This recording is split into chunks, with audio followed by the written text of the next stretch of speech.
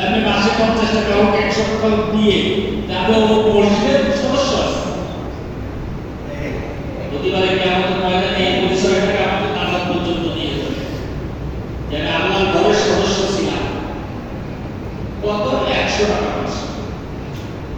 আমাদের এই মসজিদে তো সদস্য নেই আছে মাসিক সদস্য নেই এই মাসিক সদস্য চালু করা দরকার আল্লাহ তাআলা দরবারে যে আপনি বলতে পারেন আল্লাহ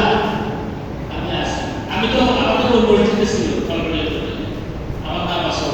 আমি 3-4 মসজিদের মধ্যে সদস্য হয়েছিলাম শুধু এই জন্য যে মসজিদগুলো কিয়ামতের ময়দানে সাক্ষী দিবে যে না আমাকে আবাদ করার জন্য আমার সদস্য হিসেবে অমুকে ছিল খাতায় আমার নাম আছে এই ব্যাপারে হওয়া উচিত কিনা ওই কথা আমার সাথে একমত না আগামী সপ্তাহ থেকে সদস্য শুরু করব আমি একমত পারি যে কোনো কাজ শুরু করলে আমার মনে চাই যে আমি একমত বলে থাকি তাহলে আপনাদের এই যে ওজোখানা যে কাজ লাগাবে যদি সেক্রেটারি সাহেব আমার বলছে আমি প্রথমে বলছি যে প্রথমে আমি বলবো জানি অল্প কি বেশি জানি আমি বলবো প্রথম জিনিসের একটা মর্যাদা আলাদা মানুষ প্রথম যে জিনিস পায়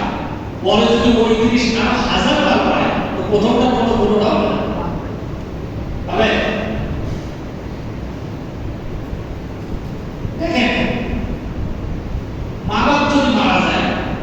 তো সন্তানের উপরে বেঁচে থাকতে যেমন 8টা হক আছে সন্তান মারা গেলেও মা বাবা মারা গেলেও সন্তানের 8টা হক আছে কয়টা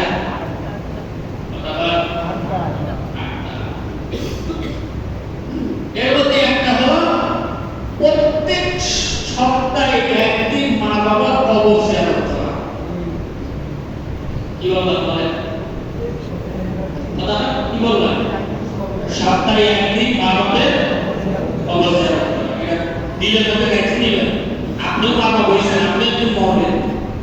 আপনি আপনার মা বাবার সাথে যখন আচরণ করবেন আপনার বলা হয় না আপনার সাথে আচরণ করবেন কারণ আপনাদের উত্তদান जैसा करेगा वैसा भरेगा ना माने तो मौत के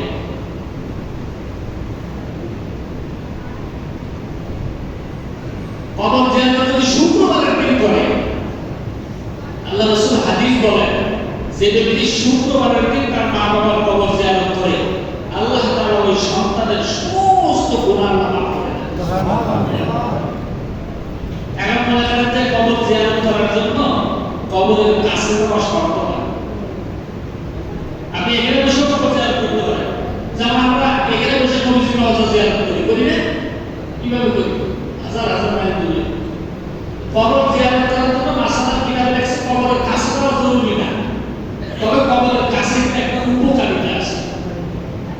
কি উপকারিতা এর আগে আমি বলছি আপনাদের কয়েক কেউ যখন কবর জিয়ারত করতে যায় তো ওই কবরের ওই ব্যক্তির আর উপরের যে ব্যক্তি আছে এই ব্যক্তির মাঝখানে যে পর্দা আছে আল্লাহ তাআলা এই পর্দাটা উঠায় দেয় মানে সেটা পর জগতের আমরা হলো ইহ জগতের ইহ জগৎ আর পর জগতের মাঝখানে পর্দা আছে আমরা ওদের দেখতে পারি না ওরা আমাদের দেখতে পাবে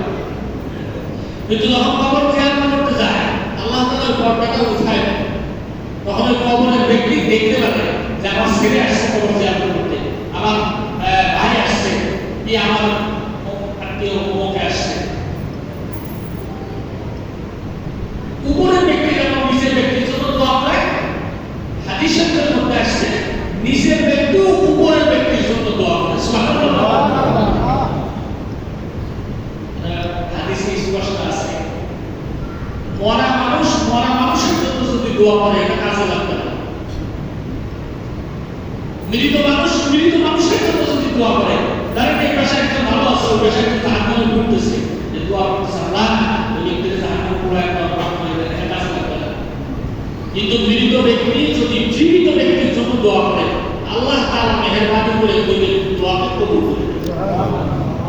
এই জন্য কাছের জিয়ারত করতে হয় কাছের জিয়ারত করলে আপনি যেমন আপনার মা বাবার জন্য দোয়া করবেন